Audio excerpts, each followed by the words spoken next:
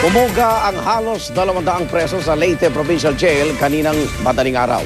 Karamihan po sa kanila nahuling muli, pero mahigit 30 pa ang tinutugis pa rin. Pangamba ng mga preso, hindi umusad ang kanilang mga kaso matapos mawala ang kanilang mga papeles dahil sa bagyong Yolanda. Saksi si Mark Zambrano. Walang hearing. Sanitasyon dito sa amin, yung pagkain, bulok. Mahirap yung kalagayan namin dito. Yung mga tao dito na dito lang natutulog sa compound. Umulan umaraw. Dito lang nakano. Tsaka nagkakasakit yung iba. Pasigaw na pinaabot sa akin ng mga presong ito ang problema nila sa Leyte Provincial Jail. Ilan lang sila sa 144 na preso na tumakas madaling araw nitong Huwebes pero muling nahuli. Inirereklamo rin nila ang pagkawala raw sa bagyo ng mga papeles na kailangan sa pag-usad ng kanilang mga kaso. 38 iba naman ang tinutugis pa. Ayon sa nakausap kong jail warden, naikasa ang pagtakas matapos umanong tutukan at bantaang sasaktan ang nag-iisang bantay sa main gate. Madali ring nakalabas sa mga preso dahil nasira ng bagyong Yolanda ang perimeter fence ng kulungan at pinalitan lang ng barbed wire.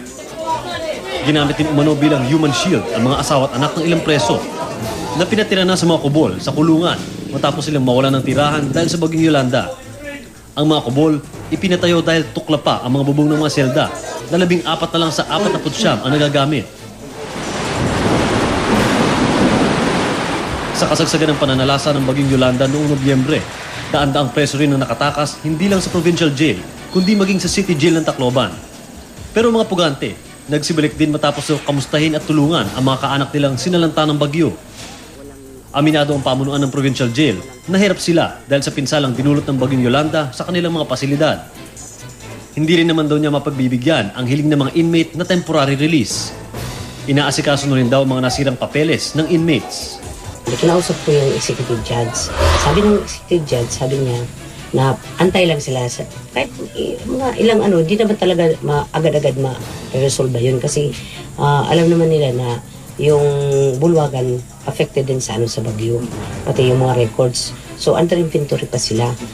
Mula rito sa Palo Leyte, ako si Mark Zambrano, ang inyong saksi.